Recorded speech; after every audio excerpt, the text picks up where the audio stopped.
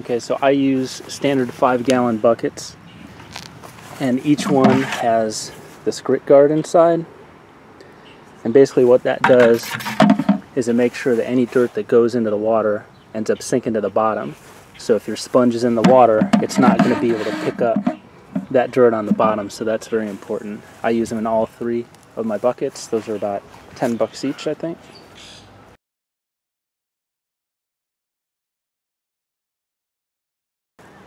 Okay, and this is my storage container. This is where I keep all of my microfibers, and I try to make sure that they don't ever really come in contact with the ground or anything like that. These are all my PDP products. I use the Hawaiian Shine M90. That's the wash, which I'm out of. And then I have this AF901 acid-free wheel cleaner. This is D120 New Era dressing is what I use in. That's like a Armor All type of product. And then the SW89 body gloss, that's the spray wax, which I'll use when I dry. And then when I wax, I use the PL27 Tech Wax. And I'll introduce the different microfibers I use when I get to that stage.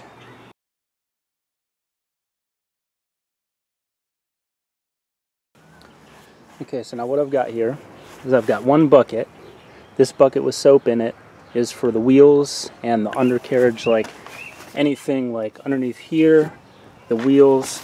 I'll usually go around just on the bottom and not make contact with this, but do that area. And then I'll also, you know, wash these, and underneath here, like anything that just has lots of rough dirt. My mud flaps, they collect a lot of stuff down here. So I'll use this one bucket for that. This other bucket of soap is for the body. And then this bucket just has clear water. So what you're going to see me do is when I wash the car, I'm going to put the mitt in the soap. I'm going to wash one panel. Then I'm going to take that mitt and I'm going to rinse it off in here. Back into the soap, car, rinse. That's basically the way you want to do it. And I'll explain that later.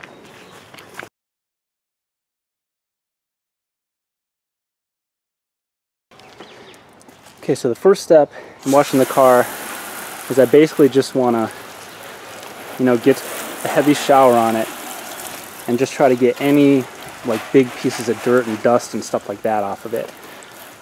You know, you just basically to get anything that's really significant that'll fall off. So that's what I'm going to finish doing here.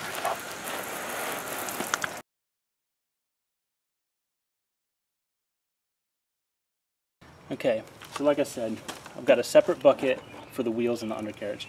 A lot of people think this is overkill, and it probably is, because I mean you're not really going to scratch any of this stuff up, not really bad, but I just went all out on it. You could probably use the bucket and the sponges and stuff that you used before you went to this extent to do this stuff here.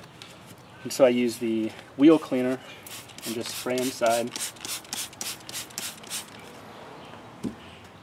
And then I have this guy right here, which I also bought at Ohio Auto Supply. And then I just clean the wheels inside with the acid-free wash in there.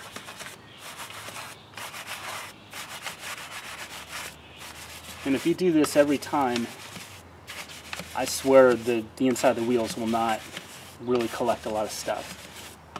And if you go crazy and get a separate set of winter wheels if it's in all year car, when you take these wheels off, you can detail the inside and wax them, and it'll last pretty well. And then I have a separate glove. This is also a separate glove I use on the wheels and the undercarriage. I don't use this for anything else, and this is actually an old glove that I used on the car before. And then, like I said, I'll also use this bucket to get underneath as well as I can. Get the mud flaps clean. And that's what I do with the wheels.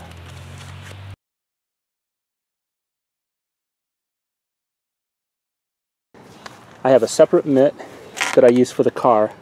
I don't use this on anything else. So that goes into the soap. Now what I'm going to do, one point, is when you wash the car, you want to wash in one direction.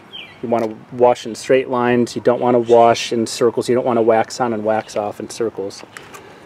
Like the Karate Kid, because if you do happen to scratch the clear coat, if you scratch it in a straight line, it's not going to be as visible.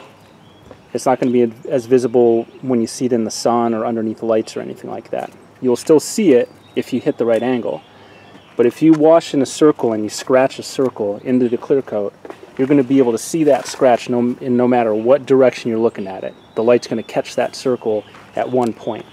So basically just make a decision on the car what direction you're going to wash. You know, I wash, you know, the vertical surfaces, I wash in that direction. Everything's basically vertical or parallel to the ground. And then that's going to be the same with drying when I get to that.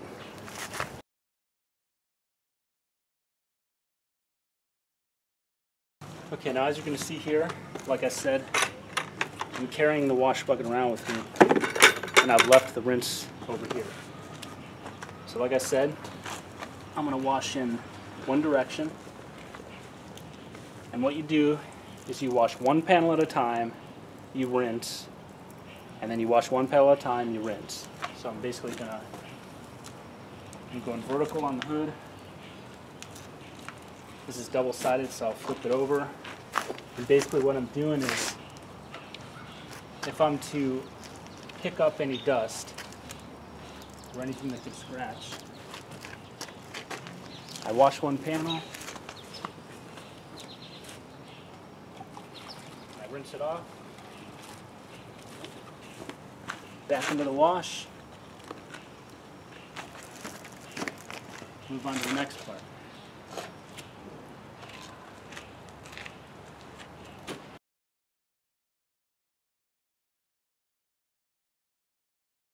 So basically what I'm going to do is, this is the Waffle Weave microfiber, and I'm just going to take the body gloss and I'm going to spray the car down one panel at a time,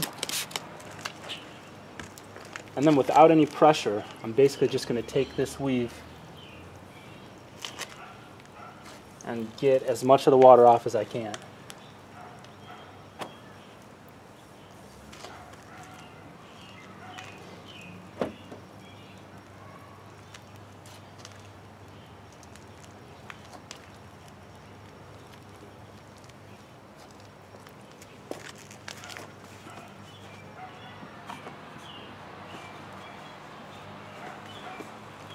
And then the final step involves these silken, ultra-fine microfibers, and these are what I'll use to actually dry the car. And as much as you can when applying pressure, you want to go again in one direction. So again, so if you scratch the car,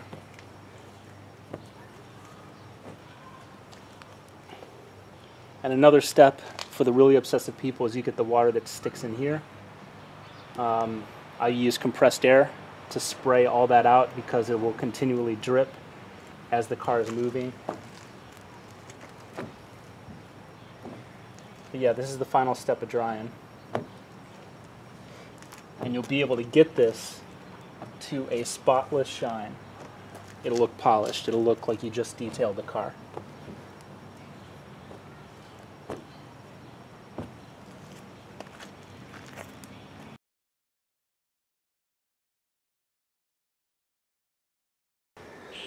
So in the end, say what you will, if you think I'm obsessive or I go a little overboard, but I'm laughing just because, I mean, this thing practically looks brand new. It has a glass-like finish. It's like a mirror. So it takes a bit of time, a little bit more effort, but in the end, I don't think you can really argue with the results. It is actually kind of phenomenal.